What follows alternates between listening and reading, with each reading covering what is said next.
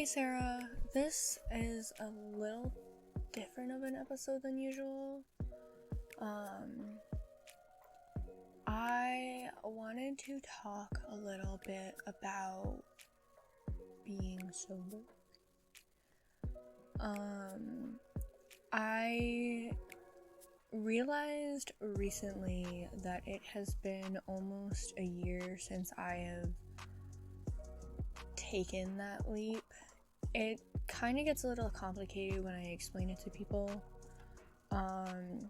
because for me it looks a little differently than it looks for a lot of other people. A lot of other people have really bad stories, and then it's like, oh, like I can't like touch alcohol anymore. It was more so like I had a really bad time and I started relying heavily on it, and I was like, I can't do this anymore, and I can't drink alone, and I can only drink like when I'm with people, like at like a party, or like if I go out to like a bar with my sisters. So when I say that I'm sober, I mean like I don't drink alone, and I don't drink to make my problems go away anymore. Get into that a little bit and kind of that story and some of that, how I feel about it. So about a year ago, I went through a really, really difficult life event, and getting out of the situation I was in brought up a lot of emotions, and it brought up a lot of processing and realizing that I did in fact have trauma from the things that had occurred to me. One of those things looked like I had a lot of nightmares all the time, and I started getting really scared going to bed. What I would do is anytime there was any reason to celebrate anything at all, things like when I finished my schooling, like when I graduated, when I submitted my last assignment for every class, I'd sit down with myself alone in my room and I'd have like a glass or two, and it started off like that, and then when I would be nervous at night, I would drink so that I wasn't as nervous and I could kind of get through it. And then if I was too cold and I couldn't fall asleep, or if I was just struggling to fall asleep in general, and then it kind of became a habit because I was struggling so frequently to fall asleep, that almost every night I would, and it kind of became a thing where even if I wasn't struggling to fall asleep, it's something that I would do. I didn't anticipate it to get out of hand the way that it did. It started slow and it kind of got worse and worse and worse over time, but I kept it very hidden. And then my friend Paul had this big trip to his lake house in upstate New York, and I went, and the whole idea of that trip was to just, we were all 21 and whatnot, so the idea of that trip was to just get like as messed up as you could pretty much and just have a fun time. Nobody knew that I had been doing what I had been doing, so the night before I had decided to go sober, I had been drinking with my friends at that lake house, and it started off okay. It started off with like one or two, and it wasn't that bad, and then it went to more and more, and then I started to feel nervous, and because of that, I ended up drinking more and more, and I started taking shots too on top of it, so that it would just get through me quicker. And then I ended up texting my now boyfriend that I loved him, and that I didn't just love him, but that I was in love with him, and that I was probably in love with him the entire time, and just kind of hiding it from myself.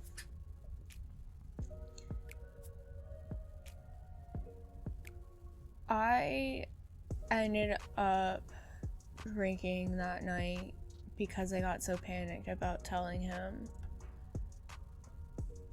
to the point that I passed out.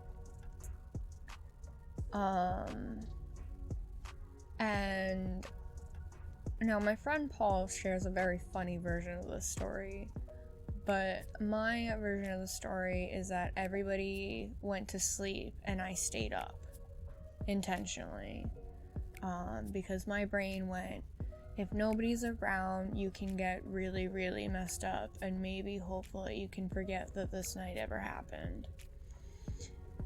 And so when everyone went to bed, I kept drinking more and more and more until I woke up in his toilet. I don't remember anything between that. Apparently, a lot of things happened between that. And I was carried to the bedroom from the table by 2 people because I was such dead weight. And apparently they dropped me twice, and a lot of other things happened. But I don't remember any of that. I just remember texting Bobby saying more forget me juice, him getting concerned, me telling him goodnight, taking more, and then waking up in a toilet. And I kind of realized that I needed to not be drinking as much as I was. And the plan was originally was that I was just gonna go a month without drinking. I was gonna go a month sober and see what happened with that. And a large reason for me wanting to go a month sober was because of the fact that since pretty much I had met Bobby, every single time that I was drunk, I could have sworn that I was completely in love with him, and that I wanted to be near him, and I wanted to put my head on him, or just that I wanted to be around him, and I wanted him to be mine. And at the time, before all of that happened, I wasn't really in a place where that could be something that I was supposed to be feeling. So when I was sober, I would try and pretend that I wasn't feeling those ways.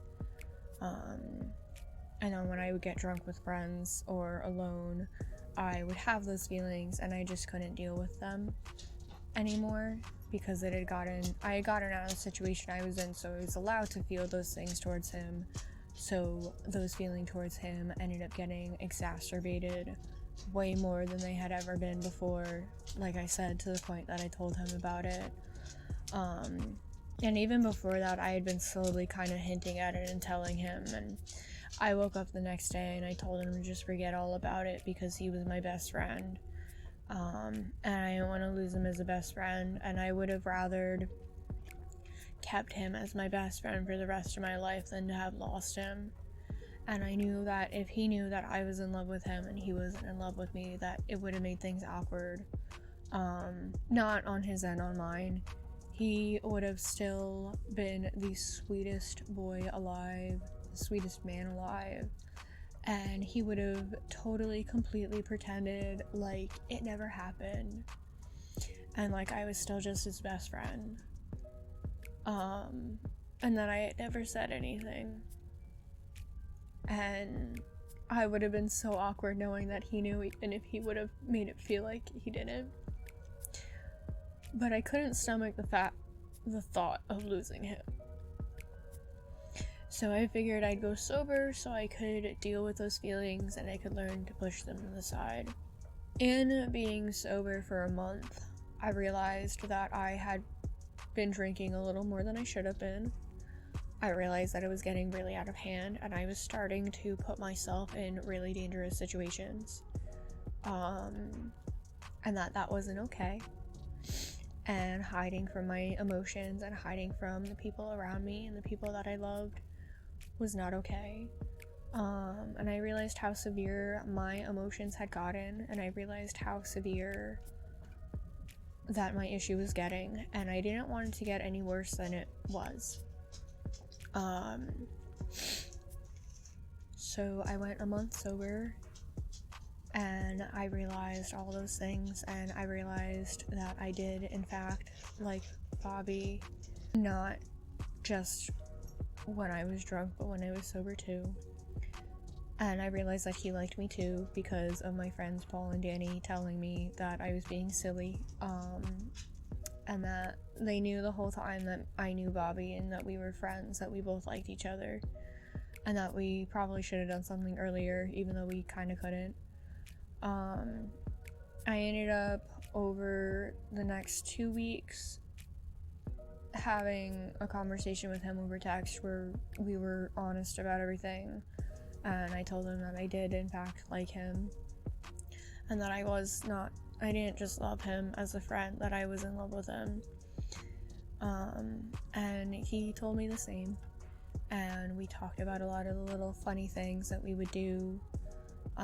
Times that we had kind of like flirted with each other. Or almost did, but then got too shy to. Yeah, and I realized that by the third week, that it was the first time since I was, let's say, 6 years old, had gone more than 2 weeks without having a single sip. It taught me a lot of resilience. I drank so much tea during that month. Every time I had a craving, I would brew myself a cup of tea, and I swear to God, I was brewing tea all day long. Breakfast, lunch, and dinner. I'd have like 3 cups of tea at night. But I knew that I had to fix myself before it got bad. Which I'm grateful for that I did that. And I'm grateful that I was able to tell Bobby that I loved him and was in love with him sober.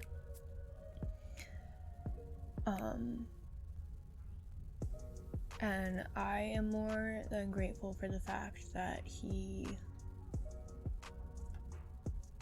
let me, and that he's still around.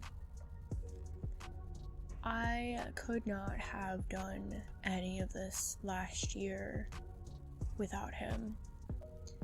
I couldn't have stayed sober without somebody to hold me accountable, somebody to show me just how beautiful life can be, somebody to put so much faith in me when I had no faith in myself. Because at the time, I was such a husk of a human being. I had been through so much, and I had so much of my humanity stripped away from me. And I wasn't a person.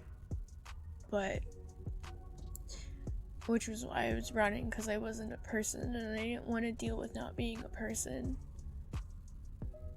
And it was easier to just go to bed. Just force my brain to go to bed. And just wake up sometimes days later. But he saw through that, and he saw something special. And he saw something in me that nobody else in my life saw in me. And although I've wanted to give up so many times, and I've wanted to give in so many times, he won't let me. Because he knows that there's a bright future for me, and he knows that I can make it, and that I'm strong enough even if I don't always. Most days now, I see it. Most days now, I understand it, and I understand the love and the life that I am able to both give and receive. And I understand that beautiful things can happen to me, and I can be a wonderful person. But I owe it all to him. I think it's funny because the only reason I got to that point was because I didn't want to lose him. I wanted to do everything I could to keep him as my best friend. And the funny part is that after all of it, he's still my very best friend. He's the only person that knows everything about me. He knows the little nuances, he knows the little struggles, he knows the big ones. When I was going through everything that I had gone through, he was the one person I was honest with and would admit when I was hurt. And would admit when things went bad. And even still, when I get flashbacks or when I have nightmares, he's the first person I tell. And honestly, he's the only person I tell. And I tell him about the small accomplishments, and he gets so excited and so proud. I would not be who I am today without him. He saw a little flame in me that I thought was extinguished. And he told me to keep going and keep going. And now I am a whole fire. Full of love, full of caring, full of life. I have such a bright future ahead of me. And if I had continued down the path that I had gone down, I would not be here. I would not be where I am today. I wouldn't have my job. I wouldn't have my future plans. I would be just as miserable as I was, if not worse than I was a year ago. And I owe it all to him. And the few other people that have stuck around in my life. But